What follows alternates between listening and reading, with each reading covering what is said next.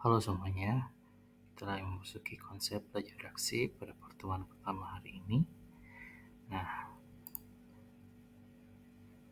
kembang api merupakan salah satu contoh dari reaksi kimia. Nah, reaksi kimia pada kembang api ini adalah reaksi kimia yang berlangsung dengan cepat.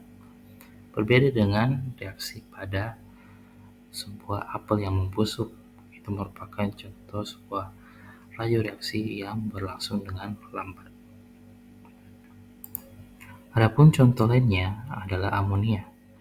Dapat dibuat dari gas nitrogen dan hidrogen, di mana N2 ditambahkan N3H2 menghasilkan 2NH3, di mana gas nitrogen dan gas hidrogen merupakan sebuah reaktan atau bereaksi, sedangkan NH3 atau amonia merupakan produk atau hasil.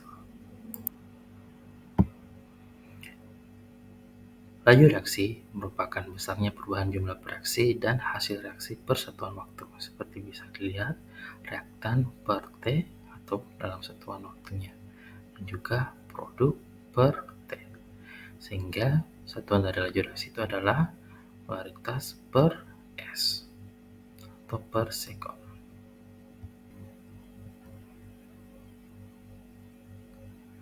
Nah, sebelum itu kita juga perlu melihat contoh dari rumus kemolaran, di mana kemolaran atau molaritas ini menyatakan sebuah konsentrasi kepekatan dari suatu larutan yang menggambarkan jumlah mol zat terlarut dalam setiap liter larutan.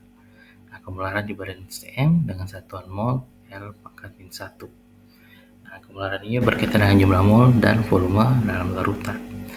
Tapi jika zat terlarut dinyatakan dalam 1 gram dan volume larutan dinyatakan dalam mililiter atau sentimeter kubik, kemolaran dapat dirumuskan sebagai berikut.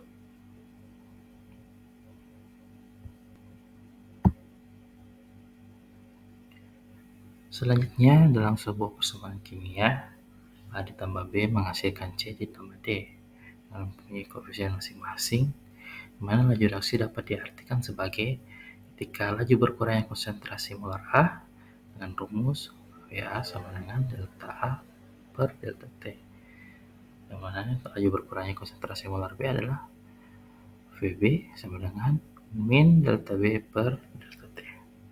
Nah, sedangkan ketika dalam suatu produk atau menghasilkan suatu produk atau hasil, jadi lajunya adalah bertambah, di mana VC sama dengan plus delta C per delta T, di mana juga pada suatu konsentrasi molar D akan juga bertambah dengan rumus VD sama dengan plus delta D per delta T.